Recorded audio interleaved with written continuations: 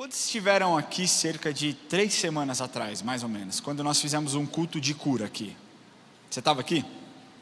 Então, naquela semana, eu tinha começado a preparar uma mensagem, né? Eu até compartilhei com vocês que no dia, logo cedo, às 5 horas da manhã mais ou menos, o Lamartine me mandou uma mensagem e disse: você prega aqui nesse próximo domingo às 11 horas, e eu falei: Jesus, e aí Deus falou: não é essa palavra que você vai pregar, é uma outra palavra.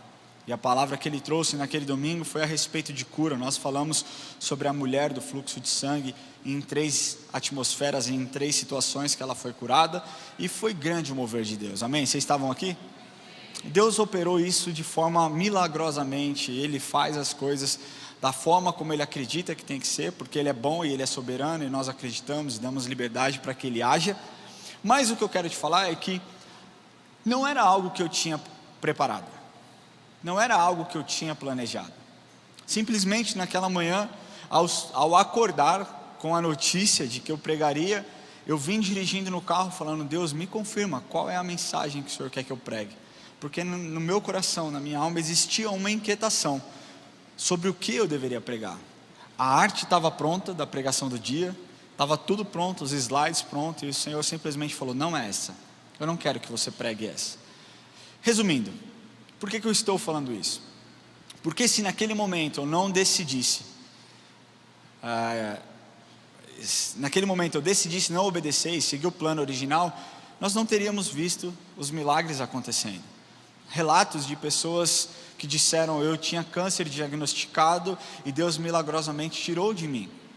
Milagres de pessoas que há 6 anos vinham tentando ter filhos e não conseguiam, e após aquele momento onde Deus se manifestou, e que fique claro que foi Deus quem fez, após aquele momento um casal me procurou e falou, depois de 2 semanas me procurou e disse: nós tentávamos há 6 anos ter filhos, e naquele momento nós sentimos que Deus tinha feito algo, e hoje nós estamos aqui para testemunhar que a minha esposa está grávida. Deus faz.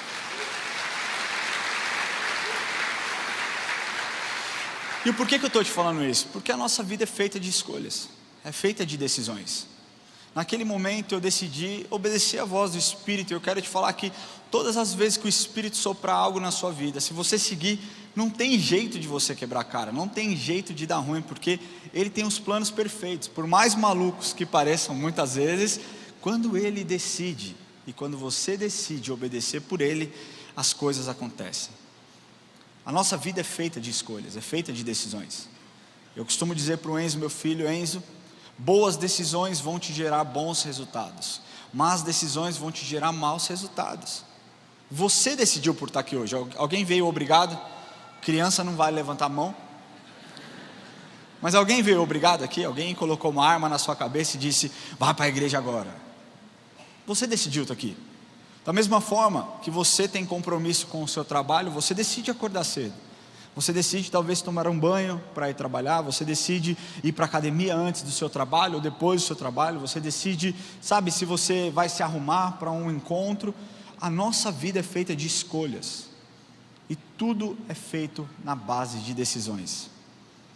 E quando eu falo sobre esse tema, você decide, agora eu vou pegar um monte de gente. Quantos aqui lembram de um programa que tinha chamado Você Decide? Olha essa imagem aqui. Agora olha essa daqui. Cadê? Tem a minha aí? Não tem? Vocês ramelaram. Mas eu perdoo. Nós fizemos uma brincadeira, colocamos a minha cara no lugar de Tony Ramos, até porque eu sou muito mais bonito que ele. Tenho menos pelo, diga-se de passagem. Mas automaticamente, quando nós falamos Você Decide, vem à sua mente esse programa que fez sucesso, amém? A Globo naquela época não era uma emissora do capeta. Não que eu...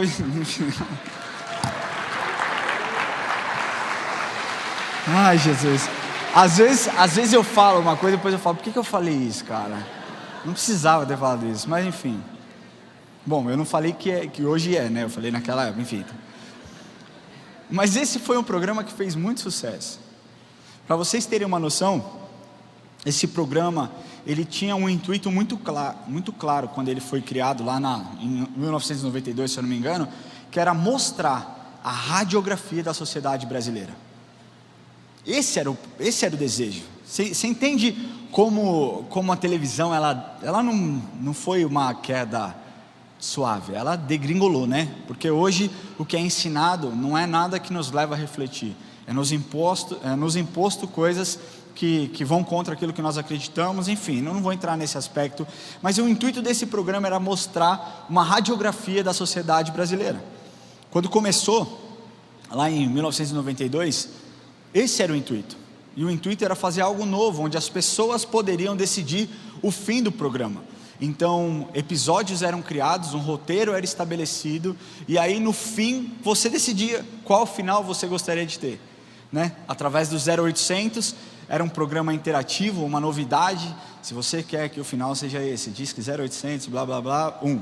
Se você quer que o final seja esse, diz que 0800, blá blá blá, 2. E aí a gente ficava lá, e no final, você decide, não era assim?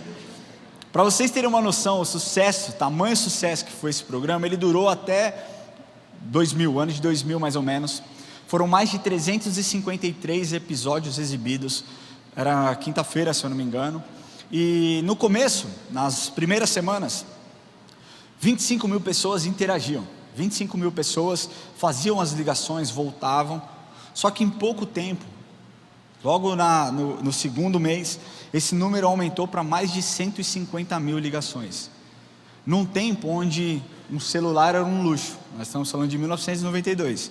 O celular era um luxo, não era tão simples ter telefone em casa, né? Era aquele telefone que você discava, ficava esperando 4 minutos para ele voltar. Se fosse o 0, então, era terrível. 0, 8, 0. Pensa, você demorava, por isso que os comerciais demoravam 5 minutos, para dar tempo de você discar.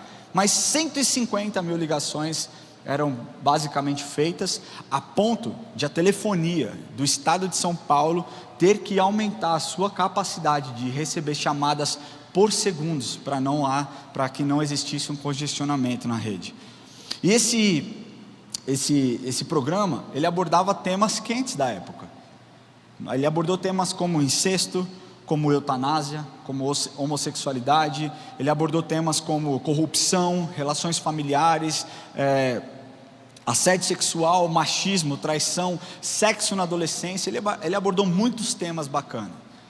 Mas, como eu disse, o objetivo era trazer um raio-x da sociedade. Nem sempre a sociedade votava por aquilo que era correto e certo. Para vocês terem noção, em um dos programas que ficou muito polêmico, né? Isso eu pesquisando, tá? Porque eu sou novo, eu não vivi essa época.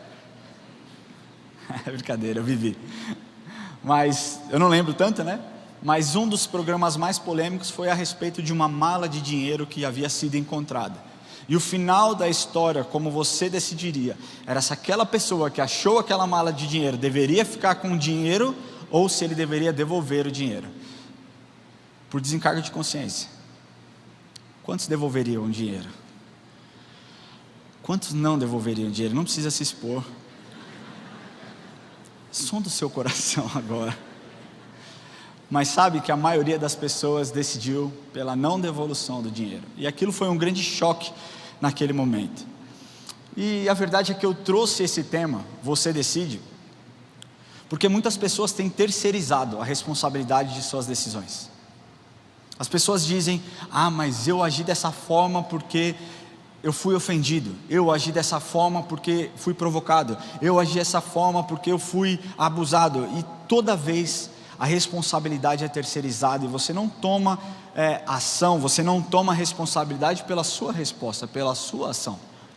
Eu costumo dizer que nas nossas vidas nós enfrentaremos eventos que nós não conseguiremos controlar. Nós não conseguimos controlar um câncer. Você não escolhe ter câncer ou não, mas a forma como você responde a isso, se dedicando a essa cura, a esse tratamento, ou simplesmente abrindo mão desse tratamento, vai determinar o resultado.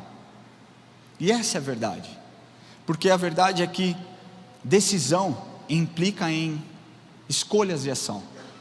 Às vezes as suas escolhas não são fáceis, mas você precisa tomar, você precisa se decidir como você quer fazer. A decisão é uma escolha que afeta a sua vida e também afeta a vida de outras pessoas, de alguém com quem você está envolvido, de modo que você precisa de fato arcar com as suas escolhas, com a sua decisão. E a nossa vida, as decisões determinam o nosso fracasso ou o nosso sucesso, elas determinam o ganho, a perda, a vitória, a derrota, o enriquecimento ou o empobrecimento. Eu não estou falando simplesmente num aspecto financeiro, mas eu estou falando de um aspecto intelectual e emocional. Nós precisamos decidir de forma certa. Mas nós somos seres tricotômicos, corpo, alma e espírito, e a verdade é que não é possível decidir separar o espírito e tomar a decisão somente pelo corpo. Nós somos responsáveis pelo que nós nos alimentamos espiritualmente também. Nós somos responsáveis pelo tempo e dedicação que nós damos a Deus no nosso dia a dia. Nós somos responsáveis até mesmo por aceitar ou não a exortação de Cristo e o chamado de Cristo para as nossas vidas. E por que eu estou falando isso? Porque todo fim de culto nós fazemos um apelo aqui de salvação. E a verdade é que as pessoas precisam decidir. Se eu perguntar para você, olha só, pensa numa pessoa que está distante de Deus, que nunca tenha se encontrado com Deus, automaticamente você deseja no seu coração com que essa pessoa tenha um encontro verdadeiro com Cristo. Amém ou não? Você deseja ou não deseja? Quem aqui tem alguém que você esteja orando há um bom tempo pela conversão, pela salvação?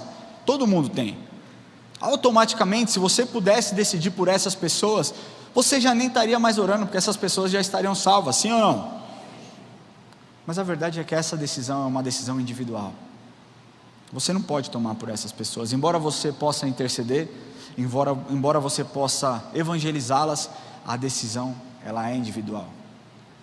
Sabe, muitas pessoas vêm à minha sala dizendo assim: se eu pudesse escolher, eu decidiria de forma diferente.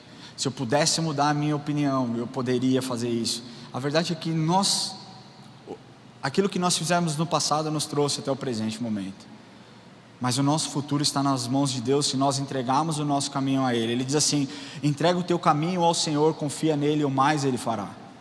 Agora a verdade é que as pessoas não querem muitas vezes entregar o seu caminho ao Senhor. Por quê?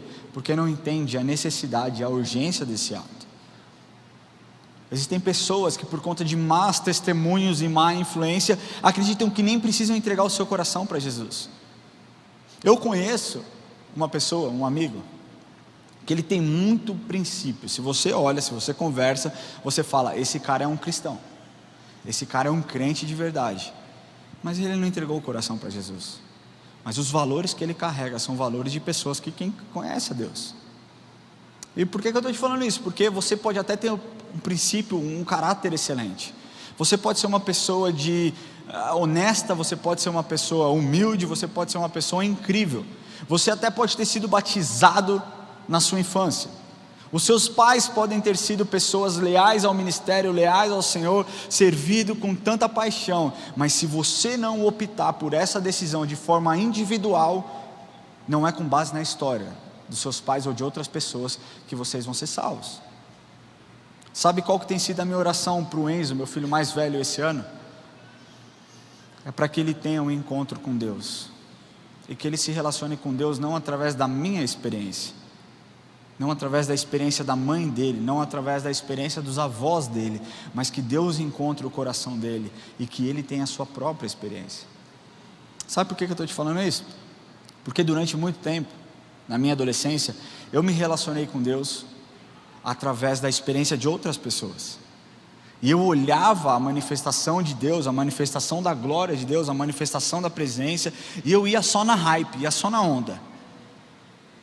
E eu olho hoje, eu perdi tanto tempo olhando os outros, admirando aquilo que os outros tinham, admirando a comunhão que eles tinham com Deus.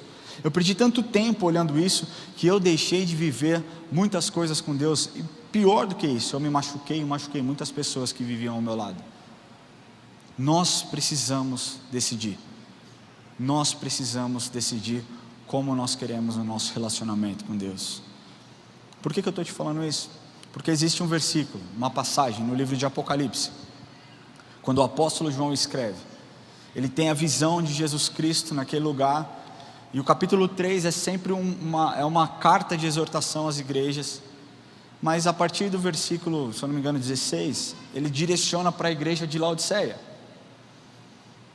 e ele começa a contar sobre a igreja de Laodiceia, que é uma igreja que você já conhece, que ele diz: eu conheço as suas obras, eu sei que você não é nem quente nem frio, eu sei que você é morno, eu sei que você acha que você tem tudo, você diz: eu sou bom, eu sou o suficiente, mas Jesus exorta e fala: mal sabe você que é pobre, nu, cego e pecador. Mas ele continua dizendo, Jesus, a partir do versículo 20 do livro de Apocalipse, capítulo 3: eis que estou à porta e bato, se alguém ouvir a minha voz e abrir a porta, entrarei em sua casa e cearei com ele e ele comigo. Hoje Jesus está aqui batendo na sua porta. A decisão de abrir, ela é sua, ela é única e exclusivamente sua. Mas para que você tome uma sábia decisão, eu quero te apresentar 3 ações que você tem que ter. A primeira ação que você tem que ter para tomar uma sábia decisão é ter entendimento. E a primeira coisa que eu quero perguntar para você: entendimento do quê? De quem está batendo na porta. Quem está batendo na porta? Quem está batendo na porta? Cristo está batendo na porta. E se nós pegarmos a primeira parte desse versículo e nós desmembrarmos ali: eis que estou à porta e bato, nós podemos tirar algumas coisas legais que Jesus Cristo nos ensina. Porque esse eis, essa palavra, ela assinala o que há de mais admirável nessa situação. Porque Cristo, o Senhor da igreja, está à porta e está batendo. Cristo, o Senhor da igreja, aqui com paciência, com amor, com bondade, a bondade que é incrível, o seu amor incondicional, Ele está pedindo permissão para entrar na vida, entrar naquela igreja. E Ele traz uma promessa de uma comunhão íntima com eles, para aqueles que atenderem ao seu chamado. Se nós corremos para o versículo 21 na sequência, o versículo 21 diz assim: ao vencedor, eu dar-lhe-ei sentar-se comigo no trono, assim como eu também venci, me sentarei com meu Pai no seu trono. Esse versículo, Deus mostra o desejo dele de entrar nas nossas vidas e entrar no nosso coração. É quase que ele te pedindo de forma intencional: filho, me dá o seu coração. Talvez ele esteja sujo, talvez ele não esteja pronto, talvez ele esteja simplesmente destruído por conta da sua história, por conta do seu passado, por conta das suas ações, por conta das suas escolhas, mas ele está te dizendo: e daí? É desse jeito que eu quero. Muitas pessoas pensam que são sujas demais para chegar ao Senhor. Deixa eu te falar uma coisa: não é a sua sujeira que contamina Deus, mas a pureza de Cristo muda a sua vida. Foi por isso que aquela mulher do fluxo de sangue não sujou Jesus. Foi por isso que aqueles leprosos, ao tocarem em Jesus e Jesus tocarem neles, Jesus não ficou leproso, muito pelo contrário, a pureza de Cristo limpou a vida daqueles homens. E o que Jesus está te dizendo nessa manhã é: eu preciso de uma oportunidade para entrar na sua vida e mudar a sua história. Eu preciso de uma oportunidade para entrar no seu coração e mudar de uma vez por todas o seu passado triste, as pessoas que te abusaram, as pessoas que te machucaram. Eu sou o bálsamo que você precisa.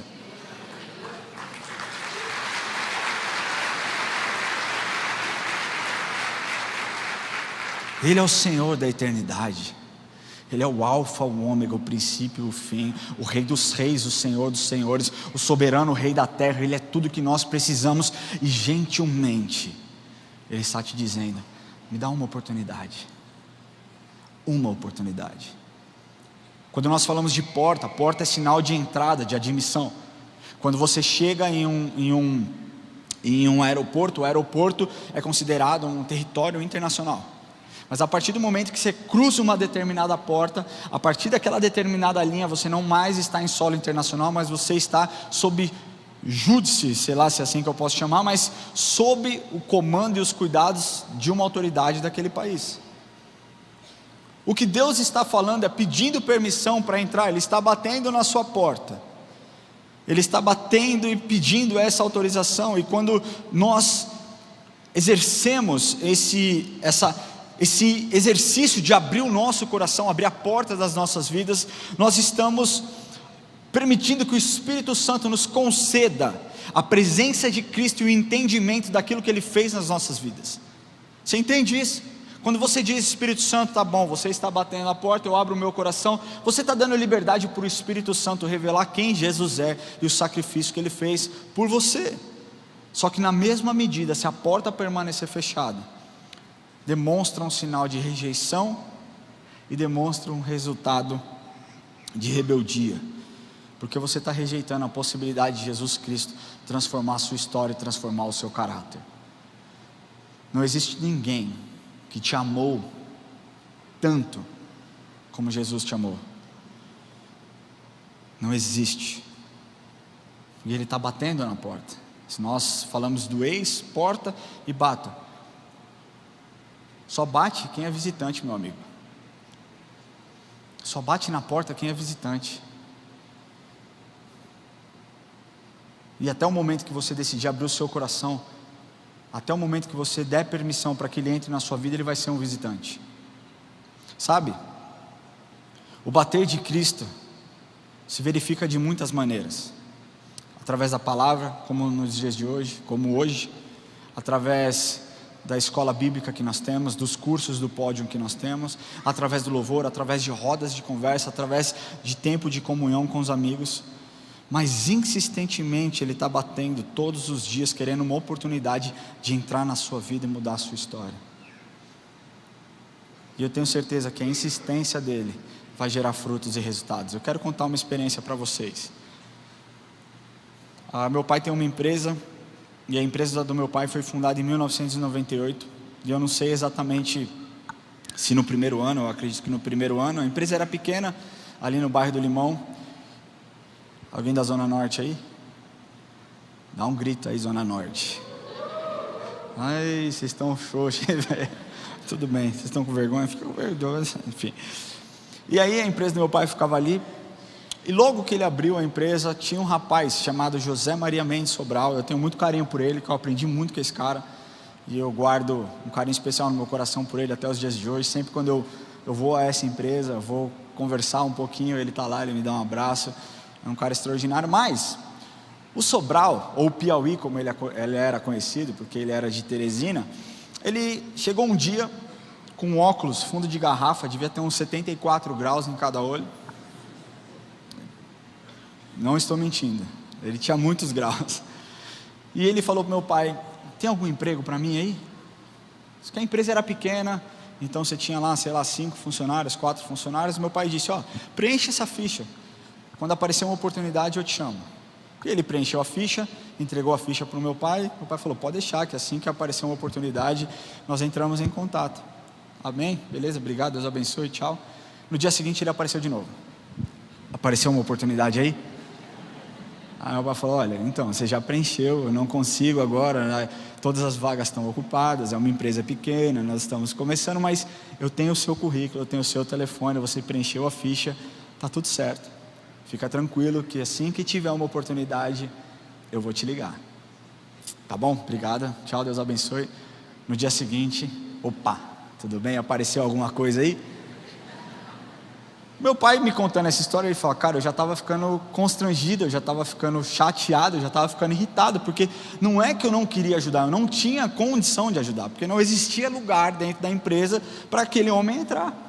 E eu disse para ele, meu pai contou que foi até meio grosseiro, e disse: cara, não adianta você vir, porque não tem lugar, não tem como te alocar e te colocar em qualquer lugar aqui. Fica tranquilo, porque eu estou com o seu currículo, eu estou com a sua ficha, se aparecer, você vai ser o primeiro, né? Tá bom, foi embora. Só que meu pai conta que quando ele saiu, meu pai falou: cara, que cara teimoso, se ele voltar aqui amanhã eu vou contratar ele. Adivinha o que aconteceu no dia seguinte? Ele bateu lá na porta: tem emprego aí? Meu pai falou: tem, pode entrar. A empresa do meu pai hoje tem 26 anos. E quantos anos que ele está lá, pai? 25? 25 anos. Hoje é um cara braço direito da fábrica, coordena uma cacetada de pessoas. Por quê? Porque a insistência dele fez com que uma porta fosse aberta. E eu quero te falar uma coisa, que a insistência de Cristo em bater na sua porta vai mudar a sua história. Acredita no que eu estou te falando. Ele bate e espera a sua decisão. Ele está se comunicando, ele não está parado, ele está se movendo. Ele está falando, eu estou batendo, eis que estou à porta e bato. Jesus Cristo está batendo na sua porta. Então primeiro nós falamos sobre o entendimento de quem está batendo. Agora, por que ele está batendo? A verdade, ele bate porque ele se importa com você. Talvez para você isso seja algo muito incomum, alguém se importar com você. Mas eu quero te falar que esse é o Deus que nós servamos. Ele se importa tanto, Deus Pai se importa tanto com você, que a Bíblia nos conta em João 3,16 que Ele deu o único filho que Ele tinha para morrer no seu lugar. Ele diz, porque Deus amou o mundo de tal maneira que deu o seu único filho, seu filho unigênito, para todo aquele que nele crê não pereça, mas que tenha vida eterna. Ao bater, Jesus demonstra interesse em você, na sua história e no seu futuro. Mas um outro motivo pela qual Jesus bate insistentemente é porque ele enxerga e vê a urgência desse ato. A verdade é que quanto mais você demora por optar e decidir viver uma vida com Deus, mais enrolado nas teias de Satanás você fica. Quanto mais você demora para tomar uma posição, mais problemas você enfrenta na sua vida. E deixa eu te falar, o diabo ele é sujo, ele vai te colocando isca, ele vai te dando oportunidades, e você vai falando, uau, que incrível essa oportunidade que eu tenho, nossa, que demais. Meu querido, o diabo é do tipo amigo da onça, te dá com a colher e te tira com a concha. Esse é um rap cristão. Vocês pensaram que eu tinha criado isso? Não foi, foi um poeta chamado DJ Alpiste. Mas essa é a verdade. Nada do que o diabo te oferecer a princípio vai parecer ruim, a princípio vai parecer imoral, nada. E ele vai jogar situações para que você tenha convicção que aquilo que você está fazendo é por uma boa causa. Deixa eu te falar uma coisa, Jesus se importa com a sua história, e Ele entende a urgência de você abrir o seu coração. Hebreus 3, 7, 8 diz assim, assim pois como diz o Espírito Santo, hoje se ouvirdes a sua voz, não endureçais o vosso coração como foi na provação no dia da tentação no deserto. Então nós entendemos quem está batendo, nós entendemos o porquê ele está batendo, e terceiro, para que ele está batendo, qual a razão dele bater. Isso nós podemos ver em 1 Timóteo capítulo 2 versículo 5, diz assim, porquanto há um só Deus, presta atenção nisso, porquanto há um só Deus e um só mediador entre o homem e Deus, Cristo Jesus, homem, o qual a si mesmo se deu em resgate por todos, testemunho que se deve prestar em tempos oportunos. Esse texto, ele responde a razão pela qual ele bate a nossa porta. Jesus Cristo é o único mediador entre o homem e Deus.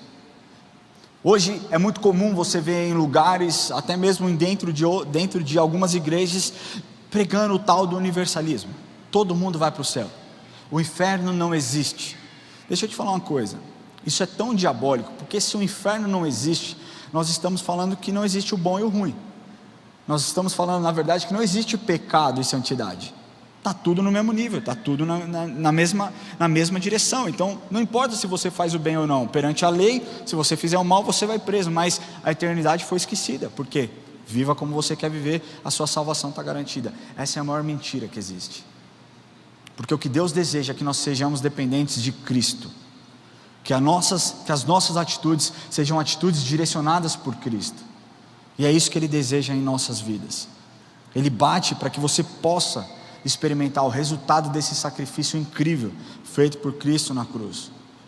E esse ato de abrir o seu coração se torna indispensável. Esse ato de você reconhecer que Jesus é o mediador se torna indispensável, segundo aquilo que está escrito em João 3,3, que ele diz, a isso respondeu, em verdade te digo, se alguém não nascer de novo, não poderá ver a Deus. Como você nasce de novo? Entregando o seu coração para Jesus, dizendo, Jesus, aqui o meu passado, escreve o meu futuro, em tuas mãos está a minha vida. O que Jesus deseja de você é que você tenha esse entendimento de quem Ele é. Ele não é aquele senhor carrancudo dito, Ele não é simplesmente o maior profeta, Ele é o Filho de Deus, o Deus Filho. Ele é aquele que veio ao mundo, se despiu da sua glória para morrer no seu lugar, para te redimir, para conquistar o seu coração e mudar a sua história. Mas a segunda ação que você precisa tomar é a atitude, porque não adianta você somente ter um entendimento. Seu entendimento sem uma atitude correta não vai gerar resultado nenhum. Você quer um exemplo disso? A religiosidade é algo cultural no Brasil, amém? Sim ou não? Sim. Você ouve da boca de pessoas que, cara, nem vida com Deus tem, do tipo, se Deus quiser vai dar certo, fé em Deus, né? Frases do tipo, Deus me livre, vai ser que lá, Deus me livre, né? Outras frases do tipo, vai com Deus. Nós brasileiros majoritariamente acreditamos em Deus. Uma pesquisa realizada e divulgada pela BBC, chamada Global Religion, mostrou que, isso foi uma pesquisa encomendada pelo Instituto Ipsos no ano de 2023, ela indica que 9 a cada 10 brasileiros acreditam em Deus. Essa pesquisa mostrou que 89% dos brasileiros acreditam em Deus. Agora aqui está a comprovação do que eu estou te falando, que entendimento sem a atitude correta não gera nada. Se as pessoas que dizem acreditar em Deus têm o entendimento de quem Deus é, de quem Cristo é, tivessem a atitude correta, você acha que nós teríamos tanto de abuso que nós temos hoje no Brasil? Estou falando a nível Brasil. Você acha realmente que se as pessoas que dizem ter entendimento de quem é Deus tivessem a atitude certa de seguir os princípios de Cristo, nós teríamos o tanto de mulheres sendo abusadas? Você acha realmente que se aqueles que dizem ter entendimento de quem é Deus tivessem a atitude correta perante os princípios e valores que Cristo nos ensina, nós teríamos o tanto de corrupção, nós teríamos o tanto de violência, nós teríamos o tanto de desagravos? A verdade é que não adianta você ter entendimento de que Jesus morreu na cruz se você não tiver a atitude correta, se você não tiver uma posição correta, se você não olhar de uma outra forma. E nós podemos ver que o conhecimento sem atitude não gera resultado. E aí você vai me perguntar, então tá, qual a atitude que eu devo tomar? Por onde eu devo fazer? Que decisão eu devo fazer? Seguindo o texto, primeira decisão, abrir o seu coração, abrir a porta. O ato de abrir a porta é uma atitude consequente a uma decisão. O ato de abrir o seu coração pode significar deixar o preconceito religioso de lado, deixar, a sua desconfiança de lado, deixar a vergonha, deixar o orgulho e ouvir a voz de Deus, e não mais se mover pelo que as pessoas podem pensar, mas se mover por aquilo que Deus quer fazer na sua vida, por acreditar numa soberania que vem dele para você, para mim, para todos nós. Abrir o seu coração. A segunda ação, a segunda atitude é ouvir a voz de Deus. E há inúmeras formas de você ouvir a voz de Deus. Deus sempre está se comunicando. O problema é que muitas vezes nós queremos colocar Jesus, Deus, o Espírito Santo dentro de uma caixa, dona Pina, achando que Deus só se manifesta dessa forma. Deixa eu te falar, quando Deus operou curas, uma vez ele cuspiu, transformou lá o barro, passou no olho, a pessoa foi curada, mas nem sempre Jesus fez isso. Para outros Jesus disse, a sua fé te curou. Para outros Jesus disse, vai se encontrar com o sacerdote, vai se encontrar com o sumo sacerdote. Deus usa estratégias. O que nós precisamos é estar atento para ouvir e reconhecer a sua voz. Deus fala, nós precisamos enxergar como Deus está falando conosco. Às vezes você está num ambiente tão barulhento, tão bagunçado, que você não consegue ouvir a voz de Deus. Às vezes a sua vida está o caos, que você não consegue ouvir um direcionamento de Deus. Nós precisamos sair, silenciar os ruídos internos, para ouvir a voz de Deus, o direcionamento de Deus. Você busca conselho com tantas pessoas, mas aquele que mais te amou e está pronto para te aconselhar, nunca é consultado, nunca é buscado. Por quê?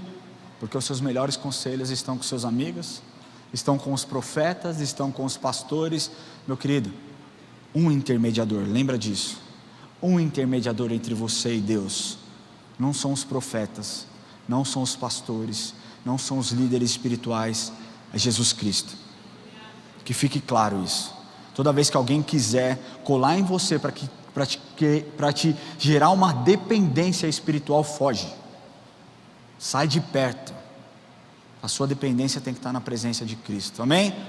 E a terceira ação que você tem que ter, a terceira atitude que você tem que ter, é obedecer. E obedecer não é algo tão comum, não é algo tão ensinável dentro das igrejas, sabe por quê? Porque obedecer implica em você abrir mão das suas vontades e fazer a vontade do Pai. Logicamente, quando nós falamos em obediência, nós temos que falar sobre santidade, nós temos que falar sobre, sabe, você matar a sua carne e seguir o direcionamento de Cristo. Isso não é popular, isso não causa engajamento, isso não confronta, aliás, isso não conforta, confronta. Mas eu quero dar um exemplo de obediência em um outro nível, que é o que eu acho que nós cristãos precisamos, obediência em um outro nível. Deixa eu te falar uma coisa, quantos já aceitaram Jesus como seu Senhor e Salvador? Então deixa eu te falar, a expectativa de Deus sobre a sua vida é completamente diferente sobre a expectativa que Ele tem daqueles que não conheceram Deus. O que Deus espera é que você obedeça, que você não questione. E eu vou te dar um exemplo de como a obediência tomou um outro significado para mim quando eu morei nos Estados Unidos. Quando eu morei nos Estados Unidos, 85% das pessoas que estudaram comigo no meu primeiro ano de inglês eram árabes. E aquele povo, eu confesso para você que a gente, pelas notícias que nós ouvimos, pelas coisas que são divulgadas, a impressão que nós temos daquele povo é algo muito ruim, é uma impressão muito ruim. Até que eu conheci aquelas pessoas, homens amáveis, incríveis. Cara, como mudou o meu coração com relação aos árabes. Quanto amor eu tinha por aqueles caras. E eles eram muito da zoeira, muito da bagunça. Quando eles falam, quem aqui é descendente de árabe? Não é verdade? Quando está conversando, você não sabe se está conversando, se está brigando, o que está acontecendo. E eu ficava olhando e eles falavam, a gente vai orar, vamos? Eu falava, vamos. E eu ficava no meu cantinho, vendo a oração deles, vendo a devoção que eles tinham. E eu falava, uau, cara, por que os cristãos não se reúnem para orar como esses caras oram? Mas eles eram atentados, cara, esses caras malucos, engraçadíssimo. E aí um dia eu falei, eu vou pegar eles, né? Porque às vezes eles me zoavam, eu falei, eu vou zoar eles, deixa eles comigo. E eu pedi para a Érica, falei, Érica, você pode fazer brigadeiro? Ela, para quê? Eu falei, não, porque eu quero levar para eles, tal, para eles experimentarem. A Érica, posso, tal. E a Érica, super caprichosa, fez o brigadeiro de ovo maltine, de ninho, de leite ninho. E eu levei para eles aquele balde de brigadeiro, e eles comiam como desesperados, assim. Nossa, é muito bom, é muito gostoso. Como é que se chama? Falava brigadeiro, brigadeiro.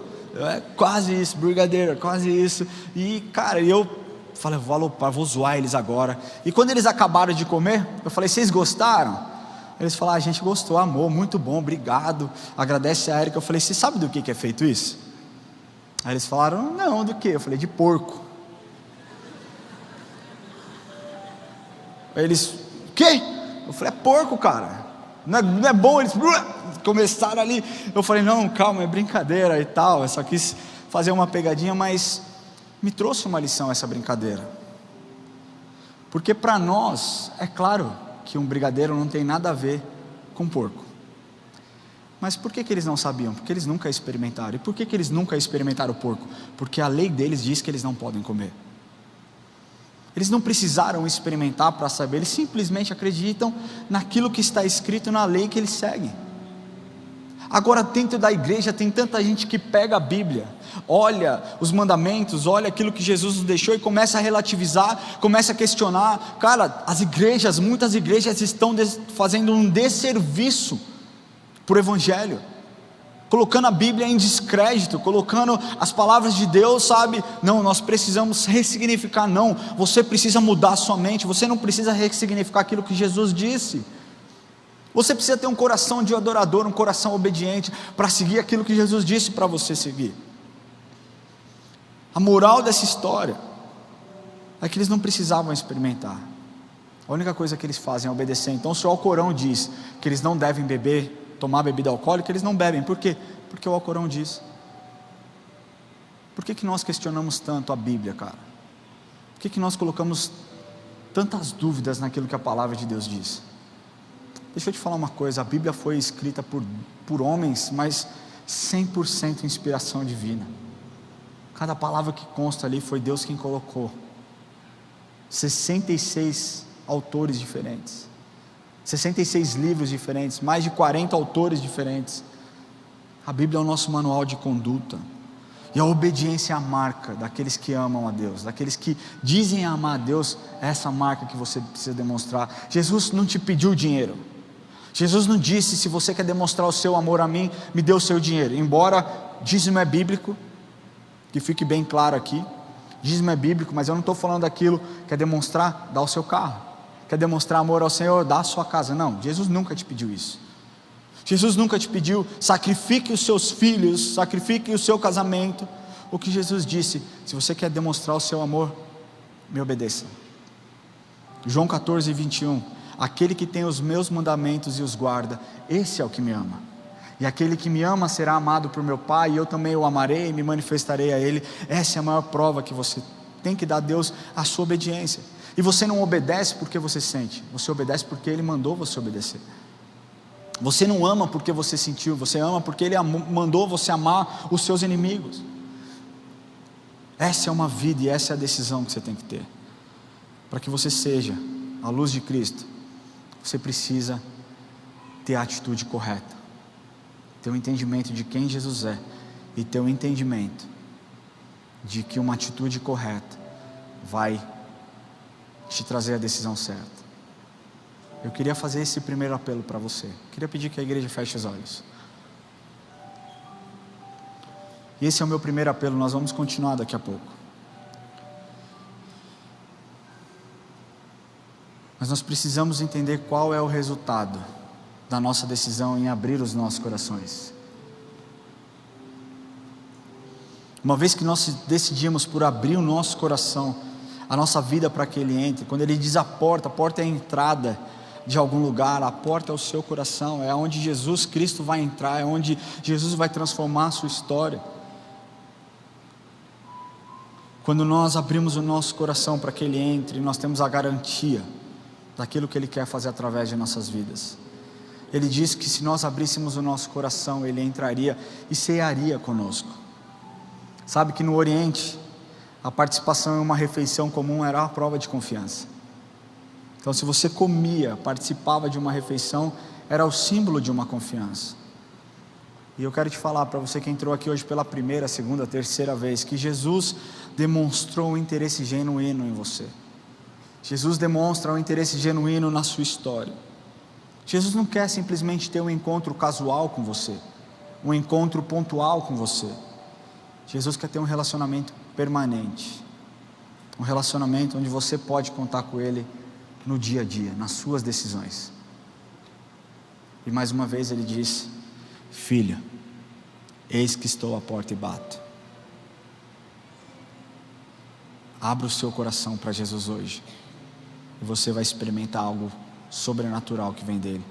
Talvez a paz que você esteja buscando, talvez o amor que você esteja procurando loucamente, talvez seja as respostas para a inquietude da sua alma. Jesus está aqui, mas a menos que você entregue o seu coração, você não vai sentir isso.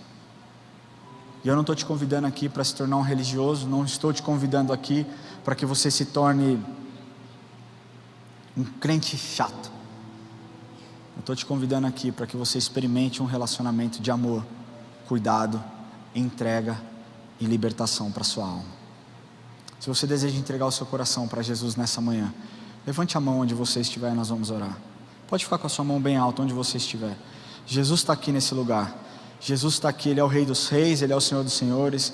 Ele entrou nesse lugar para mudar a sua história. Se você puder, você que levantou a sua mão, eu peço que você fique em pé no seu lugar e nós vamos orar com você. Não tenha vergonha. Deixa eu te falar que Jesus Cristo se expôs por você um dia, naquela cruz do Calvário, onde Ele estava nu, onde era possível contar os ossos do seu corpo. Ele fez isso por você.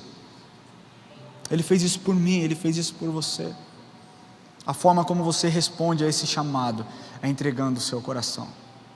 Então eu quero te dar essa oportunidade, meu querido. Deixa eu te falar, eu tomei essa decisão há 17 anos atrás.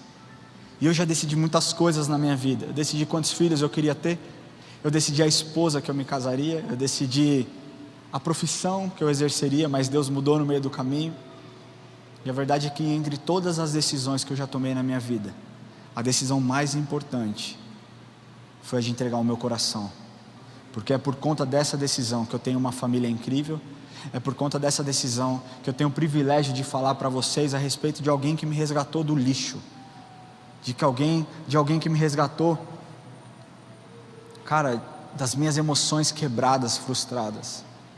Jesus está aqui nessa manhã para encontrar o seu coração. Para você que deseja entregar o seu coração para Jesus, eu peço que você venha aqui à frente e nós vamos orar com você. Será que você pode sair do seu lugar, vir aqui à frente? Não tenha vergonha, nós não vamos pedir nada, nós simplesmente queremos orar com você. Saia do seu lugar, vem aqui à frente, nós vamos orar junto. Se você deseja fazer essa oração também, se você está nos assistindo online e deseja fazer essa oração, vai aparecer um QR Code na sua tela e você pode repetir essa oração e depois disso escanear esse QR Code para que nós possamos entrar em contato. Deixa eu te falar, se você não tem coragem, talvez você tenha sentido uma inquietação no seu coração, mas não está com tanta coragem, pega na mão de alguém que você conhece, de alguém que te trouxe, peça para essa pessoa te trazer aqui à frente. Sabe, o problema é que Jesus está batendo e a gente tem dito para Deus todos os dias, volta outro dia, hoje não dá. Hoje eu preciso consumir o meu pecado, hoje eu preciso consertar algumas coisas antes de me encontrar com o Senhor. Não, o que Deus te diz nessa manhã é, vem do jeito que você está, porque você sozinho não vai conseguir consertar os seus problemas, mas eu contigo, eu sou maioria. Quando você tem o Espírito dentro de você, quando você tem Jesus atuando ao seu lado, eu quero te falar que a palavra de Deus nos ensina que maior é aquele que está em nós do que aquele que está no mundo. Você pode estar enfrentando dificuldades severas, mas com Cristo no barco, tudo vai bem. Com Cristo no seu barco, tudo vai muito bem. Então essa é a última oportunidade que eu quero te dar essa manhã. Se você deseja entregar o seu coração, saia do seu lugar, se junte a nós aqui e nós vamos orar junto. Amém? Amém, glória a Deus. Quero pedir que você coloque a mão no seu coração e que você responda comigo essa oração. Repita comigo: Senhor Jesus, hoje eu entrego o meu coração em tuas mãos. Jesus, eu abro a porta da minha vida para que o Senhor entre e transforme as minhas atitudes, transforme as minhas ações, que o Senhor escreva o meu nome no livro da vida. Me ajuda, Jesus, nas minhas dificuldades, as decisões que eu preciso tomar, mas que essa decisão de entregar o meu coração seja a decisão mais importante da minha vida. Senhor Deus, nós te agradecemos por essa decisão, por essas decisões. Nós consagramos ao Senhor o coração de cada um dos teus filhos e pedimos, Pai, que o Senhor venha visitá-los, que o Senhor guarde-os, que o Senhor os livre de todo mal, que o Senhor coloque os teus anjos ao redor deles, os livrando e os protegendo. Deus, que a presença deles em lugares mude o ambiente, porque a partir de hoje eles carregam a essência de Cristo. Eu os abençoo e declaro paz sobre as suas casas, paz sobre os seus corações, em nome de Jesus. Amém? Eu queria pedir que vocês seguissem a equipe de consolidação para o lado de cá. Nós vamos orar com vocês de forma individual, nós não vamos pedir nada, simplesmente queremos orar com vocês e saber como nós, como igreja, podemos servi-los. Amém? Por favor, siga os diáconos, eu quero continuar a palavra com vocês. Porque nós falamos a respeito de entendimento e atitude. Aqui eles tiveram entendimento e tomaram a atitude certa. Mas isso aqui não é o final, é o começo de uma vida. Muitas pessoas acham que só pelo fato de um dia terem entregue o seu coração para Jesus, elas não precisam fazer mais nada. E é aí que mora o grande perigo, e é aí que está o grande erro. Porque uma terceira ação sábia, uma terceira atitude sábia, uma terceira decisão sábia que você precisa ter na sua vida é se comprometer. O comprometimento.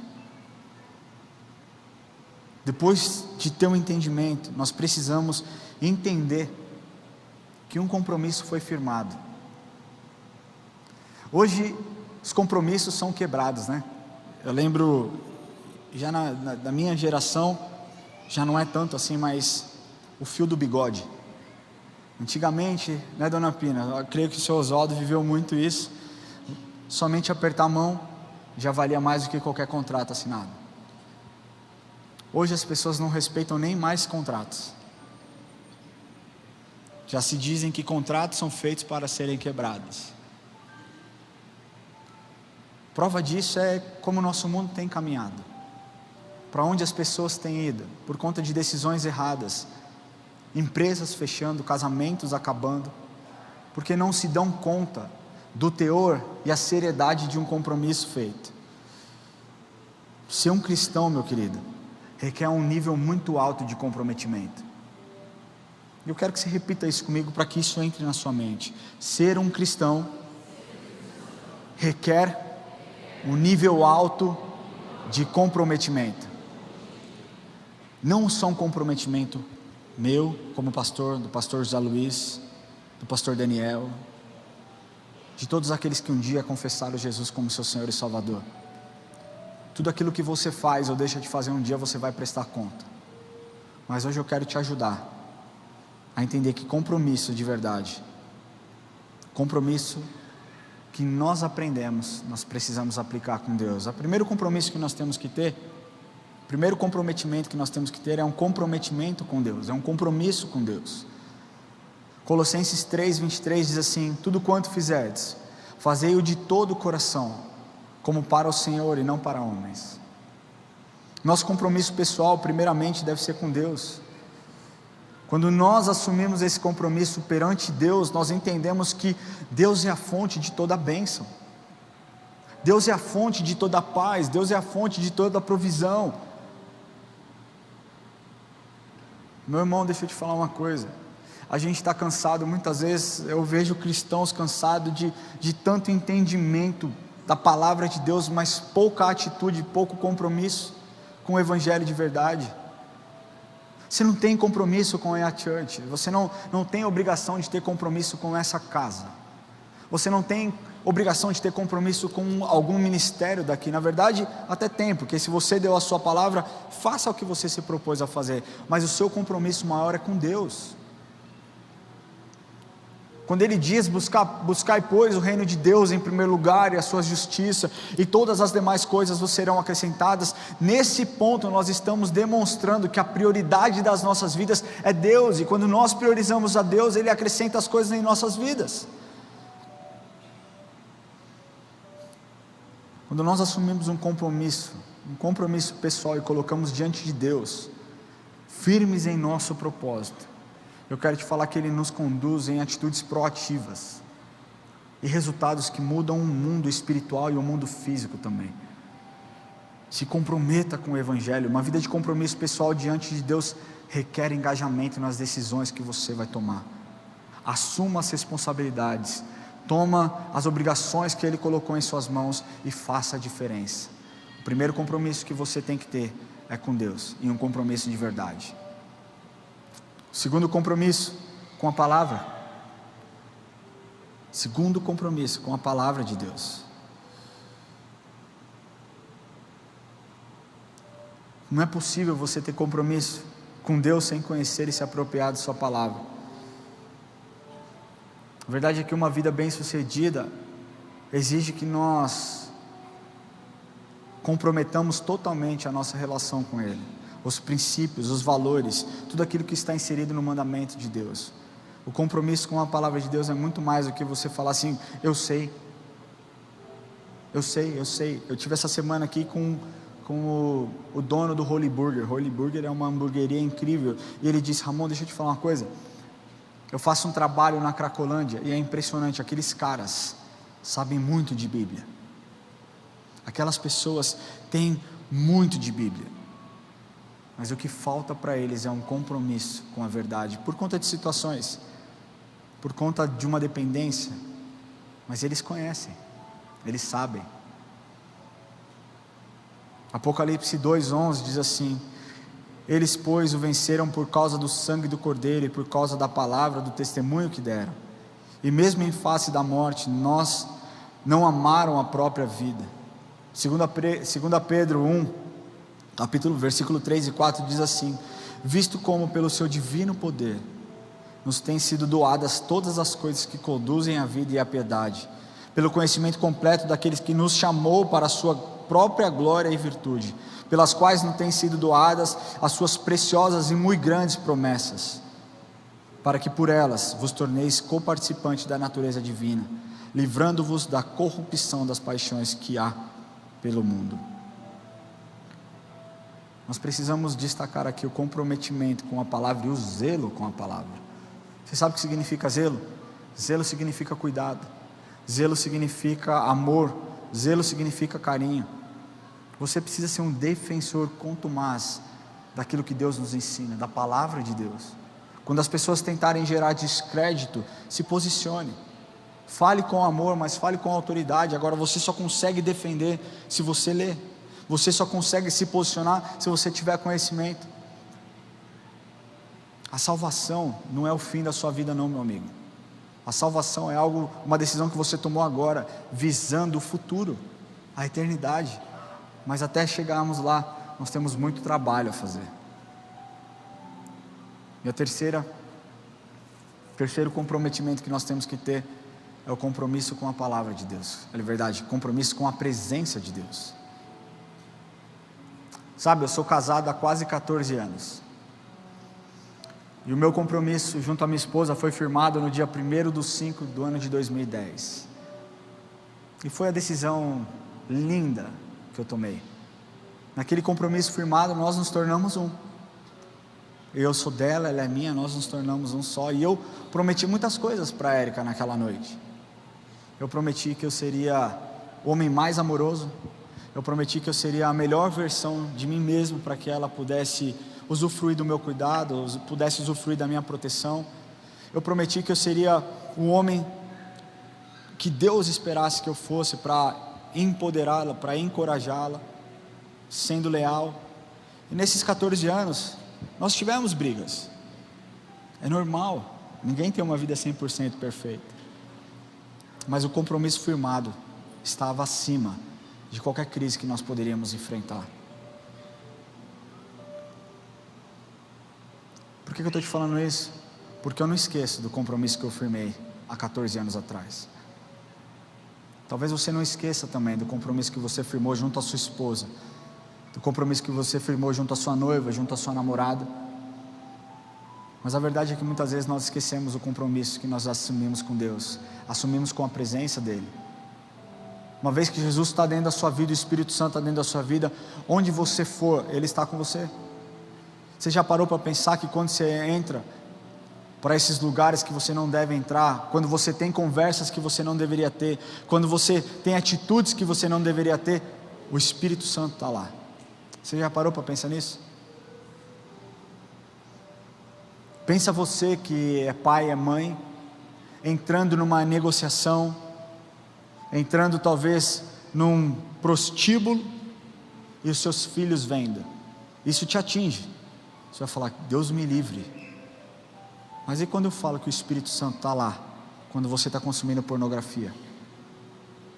E quando eu falo que o Espírito Santo está lá, quando você está fazendo fofoca, tentando jogar irmão contra irmão? Nós precisamos ter compromisso com a presença de Deus. E ter compromisso com a presença não é tão simples assim.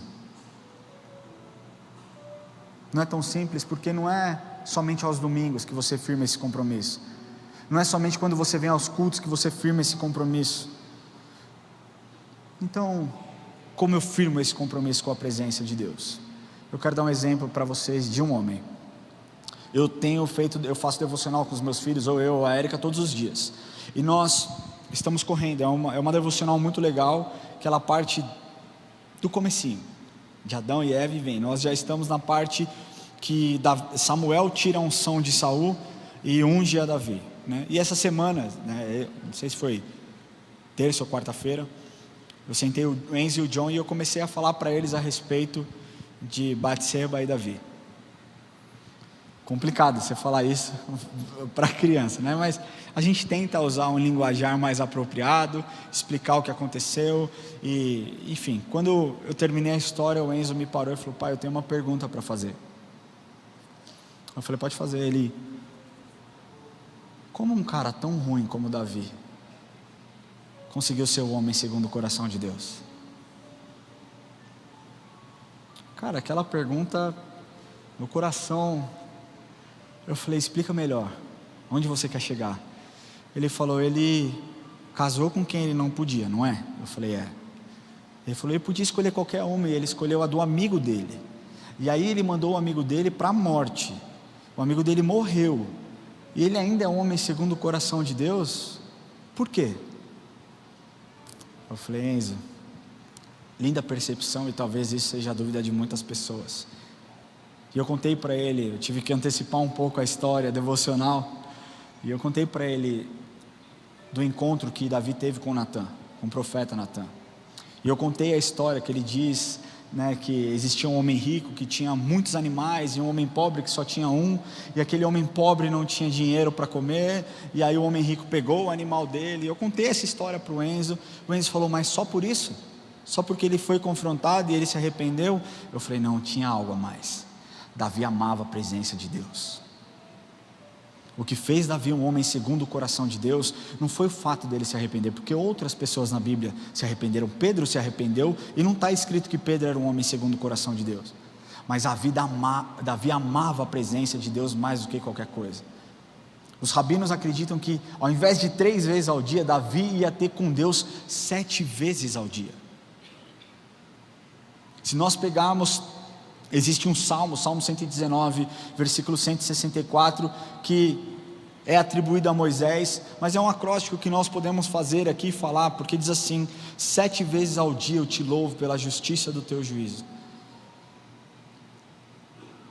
Davi amava a presença de Deus mais do que qualquer coisa. E talvez você, nas suas dores, não esteja sendo tão comprometido com aquilo que você aprendeu. Quando Jesus Cristo se entregou por você, Ele te deu a parte do compromisso dele, que era o quê? Um amor incondicional, uma proteção sobrenatural, um cuidado absurdo, libertação, cura, transformação. Essa é a parte dele, mas a sua parte é o compromisso que você precisa afirmar junto a Ele, dizendo: a minha parte eu vou fazer. Eu vou ser leal ao Senhor, eu vou ser obediente aos seus princípios, eu tenho um compromisso contigo, eu tenho um compromisso com a tua palavra, eu tenho um compromisso com a sua presença. Eu queria pedir agora que você feche seus olhos e que você se analise, porque essa também não é uma decisão que eu posso fazer por você.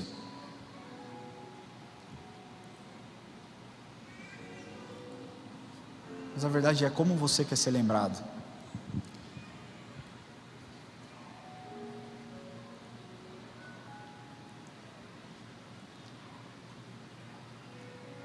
Jesus tem um plano lindo e extraordinário na sua vida, mas o que Ele deseja para que esse plano seja executado na sua perfeição é que você assuma o compromisso que você teve perante Ele. Não se omita, não se esconda. Você precisa se expor diante das portas que Ele abre na sua vida.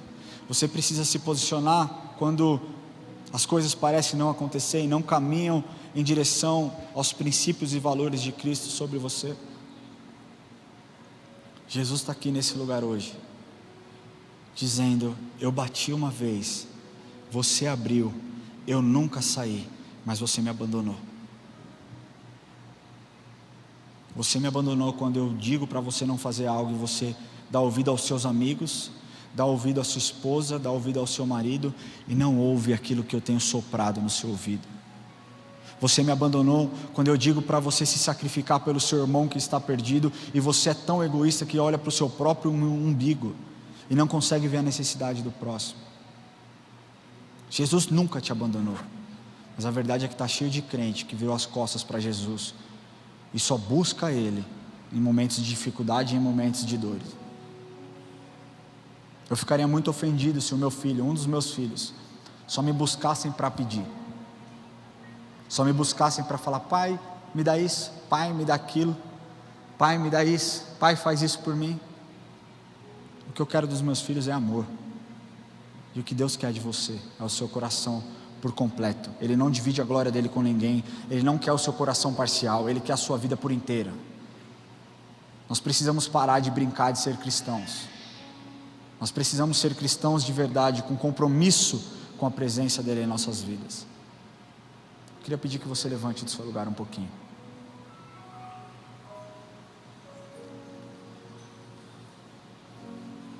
E que você, do seu lugar, se essa mensagem te confrontou de alguma forma, que você feche seus olhos. Eu não vou pedir para você vir aqui à frente, eu não vou pedir para você sair do seu lugar, mas eu quero que no seu lugar, se você sentir vontade de ajoelhar na presença dele, que você ajoelhe. Se você sentir vontade de deitar, que você deite. Mas esse é um dia que o Senhor trouxe reconciliação, Ele trouxe salvação para essas pessoas, mas Ele quer se reconciliar com você hoje.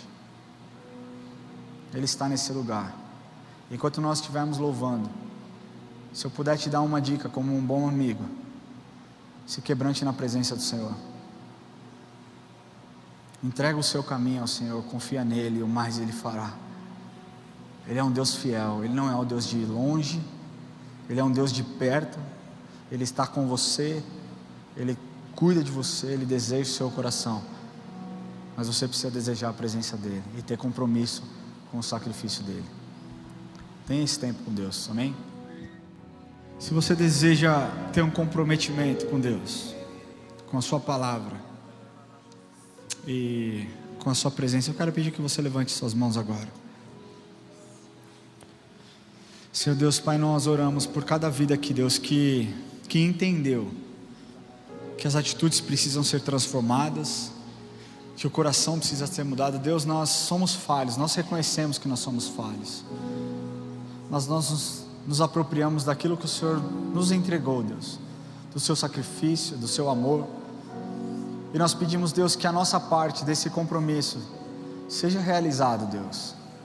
Sabe, Deus, nós pedimos perdão pelos nossos pecados, nós pedimos perdão pela nossa omissão, nós pedimos perdão muitas vezes, Deus, porque nós nos escondemos, Senhor, debaixo de um lugar, Deus, que aos nossos olhos é seguro. Então pessoas não são transformadas por conta do nosso egoísmo, Deus, dos nossos medos.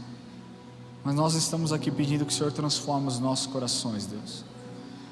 Nós precisamos do Senhor, Pai, nós precisamos da sua presença, nós precisamos colocar o Senhor em primeiro lugar, Deus, assim como a Tua palavra nos ensina, que quando nós te colocamos em primeiro lugar, o Senhor acrescenta todas as coisas em nossas vidas. Deus, se algum dos Teus filhos, Deus, por qualquer razão, talvez pelas dificuldades, pelas circunstâncias da vida, Deus, tenha se afastado, tenha tirado o olhar desse compromisso, nós pedimos que o Senhor venha, assim como a Jennifer disse no começo, nós possamos reajustar essa rota, Pai. Nós possamos, Deus, ser direcionados pelo Teu Espírito, para que nós possamos desviar dos buracos, desviar das armadilhas. Mas nós pedimos, Deus, que o Senhor nos lembre todos os dias o Deus a quem nós servimos. O Senhor não é um Deus fraco, o Senhor é um Deus forte, o Senhor é um Deus que faz milagres, o Senhor é um Deus que opera o impossível, e é nesse Deus que nós nos apegamos, e é esse Deus a quem nós queremos servir. Que nós sejamos totalmente devotos ao Senhor, Deus, que o nosso coração, que a nossa vida seja uma vida de devoção ao Senhor, Pai, para que então as pessoas possam ver a sua glória se manifestando através da nossa vida, que nós sejamos testemunhas fiéis da sua bondade e do seu amor, Pai. Que essa palavra ecoe nos nossos corações, e que sempre quando Satanás tentar jogar alguma coisa na nossa mente, que nós possamos lembrar a quem nós pertencemos, que o compromisso firmado não seja em vão, Pai. Nós te agradecemos por esse culto, nós te agradecemos pelas salvações, nós te agradecemos pelas reconciliações que houve nesse lugar, e ao Senhor nós damos toda a honra, toda a glória e todo o louvor. Pedimos que o Senhor os leve em segurança, que o Senhor os leve para casa, que a semana seja uma semana de vitória e abençoada, e é no seu nome que nós oramos. Pai nosso que estais no céu, santificado seja o teu nome, venha a nós o teu reino, seja feita a tua vontade, assim na terra como no céu. O pão nosso de cada dia nos dai hoje, e perdoai as nossas dívidas, assim como nós perdoamos aos nossos devedores, e não nos deixes cair em tentação, mas livra-nos do mal, pois teu é o reino, o poder e a glória para sempre. Amém. Que Deus te abençoe, que você tenha um domingo de vitória, amém?